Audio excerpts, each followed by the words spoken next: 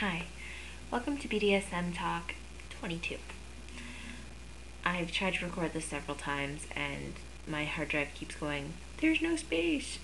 So every time it ends up being a little bit different and a little bit more interesting than the last. So, yes. To start out, it's about 3:30 in the morning. I can't really sleep. There's too much going on in my head. And I decided I wanted to talk about it with someone. So who do I go to? You. Or YouTube, so to speak. These are just ponderings. I kind of want to put them out there for a debate to see what other people think of it, and merely as that. There is no proven truth or fact in anything I'm about to say. It's merely a conversation between two people, and I'm sharing that with you. So without further ado, here we go. We'll lapse into my wonderful brain. It's, yeah. What happened earlier was I had a wonderful conversation with the male dominant, and that it went phenomenal. We had a great discussion about several different things, and one of them that we were discussing was insecurities people had within the lifestyle. And my biggest, well, we'll call him O, the male dominant that I'm speaking of. He felt that most of the insecurities were with the male. I felt that most of the insecurities lied within the female sub. I apologize, and he felt the male dominant. Now, I can kind of see the point. Sorry.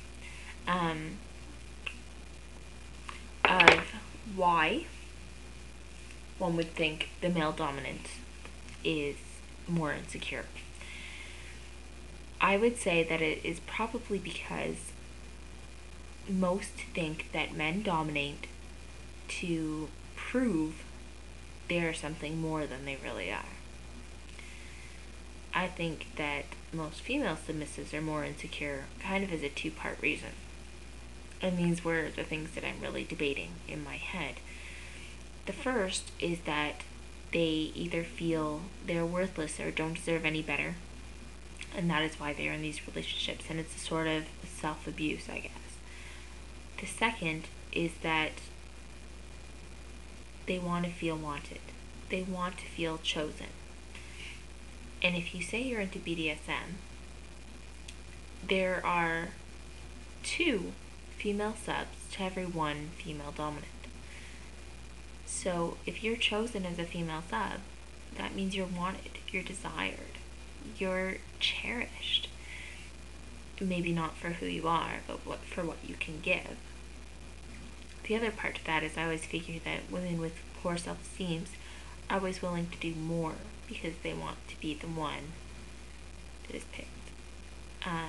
Which is why you usually hear the saying that fat girls give great head because they have to. Not that I condone that. The next part of my thought that went along with that is perhaps the female submissives don't get into it because they're insecure. What if over time they become that insecure? They become broken. Now, in my personal relationship, I enjoy objectification, dehumanization, as well as humiliation. What if those 3 elements that are so harsh eventually turn a strong, confident, able-bodied woman into mush? Or these insecure women that are left that are essentially fragments of a person because they couldn't deal? Or is it because nobody should have to deal with that? Or nobody really is able to deal with that? Is that what happens? Again, I have nothing to say that this is what happens or otherwise. It's purely speculation and my own ponderings, which I'm bringing to you because I would like other opinions. I would like to know why you think a lot of people in the lifestyle are insecure. If you don't want to discuss it on film, or publicly, you can always email me and I'll keep your name private. Let me know what you want to be called, and hopefully I haven't called anyone that before. If you want to do it publicly, you can send a video response. If you would like to leave a comment, you can do that as well. I would just like to start a debate about it. And that's about it for that. The second is I've been feeling pretty down today. And I want to thank all of you that watch me, I would say fairly regularly, or even once in a while. Anyone that has left a comment, positive. Anyone that has sent a great email, thank you. Thank you so much. It made my day, it's made my week, it's made my months. It has been so touching, the thoughts and the words that have been sent to me. Thank you. Today, as I said, I've had a really rough day, and I've reread some of the comments, and I've read some new ones, and watched a few videos, and it's really touching and flattering how many people have went out of their way to say something nice to just a plain old girl in Windsor. And I can't thank you enough for watching and helping support my little dream. And thank you. That was about all that was really in my head tonight. And I've taken a very new addiction to Boston Legal.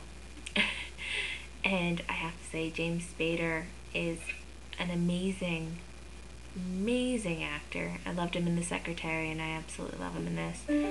And it was the last episode of Heroes until January 22nd, which is an absolutely delightful series. If you haven't checked it out yet, I recommend downloading a few episodes. It was amazing. It was really, really well done.